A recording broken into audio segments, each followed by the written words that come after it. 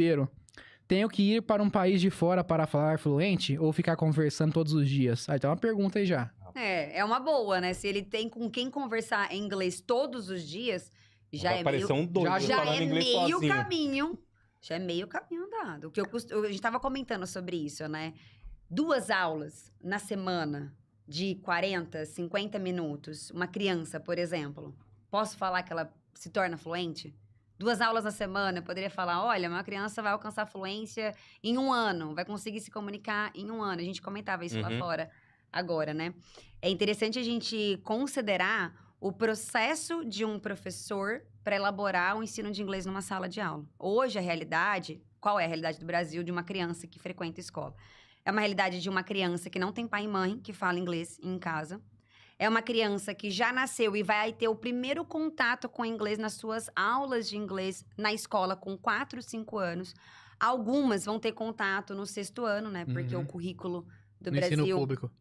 Ele coloca como obrigatório o ensino de inglês a partir do 6º ano, na maioria dos estados aqui no Brasil. Sim. E na hora que você se depara num contexto de sala de aula cheia, as salas de aulas, né, o professor não tem assistente, não tem estagiário, não tem ajudante.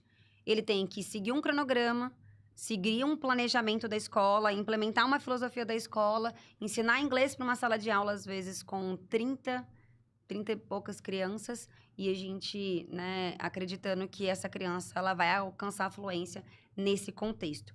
Aí a minha pergunta, né, que eu costumo levar muito pro Instagram. Se nós estamos num cenário do Brasil assim, deveríamos ter uma sequência lógica e didática que evolui de conteúdos, respeitando as fases da criança, o contexto da criança, onde ela nasceu, foi inserida, respeitando isso, mas uma sequência que evolui de conteúdos mais fáceis para conteúdos mais difíceis.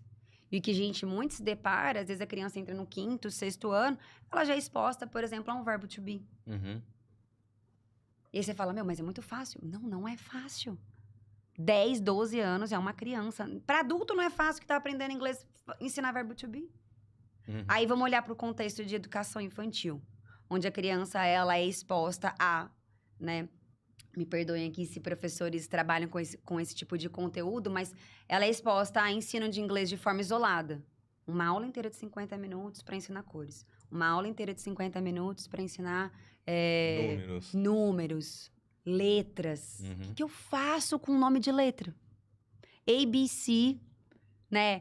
C-A-T, não forma cat. Cat. Sons formam as palavras. Sim. Então, não tem... Talvez por falta de consciência do que realmente funciona dentro desse contexto. Que não tem o que fazer. Né? Não dá pra reclamar. Umas coisas não dá... não vai mudar. O diretor não vai falar assim, coitadinho, eu vou colocar uma ajudante. Vou tirar um pouquinho, metade dos alunos eu vou separar. Não. O que dá pra eu fazer, realizar, ensinar dentro desse contexto, desse cenário? Né? E pra mim, a bandeira que eu levanto lá dentro do meu Instagram é: siga uma sequência que evolui, independente da quantidade de aulas, independente do tempo que você tem e do cenário que você está. Sabe? Então, eu sou muito a favor de seguir uma sequência lógica sem isolar conteúdos.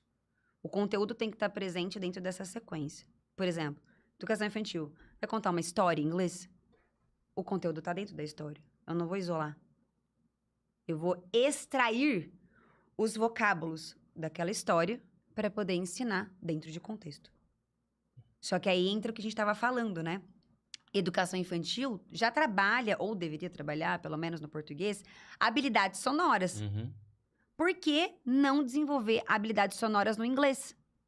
Porque a criança ela vai se sentir muito mais segura a aprender um novo idioma a partir do momento que eu construo de algo que ela conhece.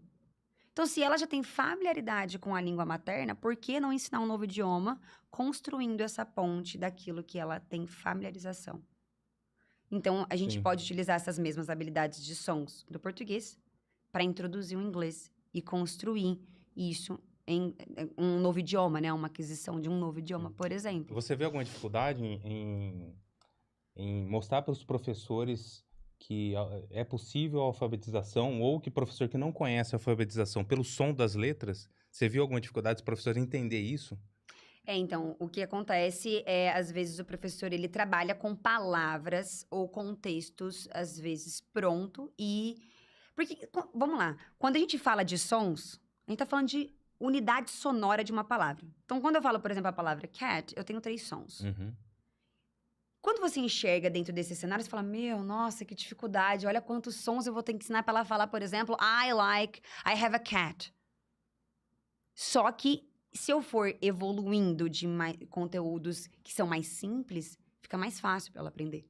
E aí, quando eu falo, por exemplo, de sons para professores, os professores de inglês, eles gostam, mas eles estão vendo assim, pô, mas é uma dificuldade muito grande para eu ter que ensinar desse jeito. E não é uma verdade, né? Não, na verdade, assim, não é que é difícil. O difícil é algo que você não conhece.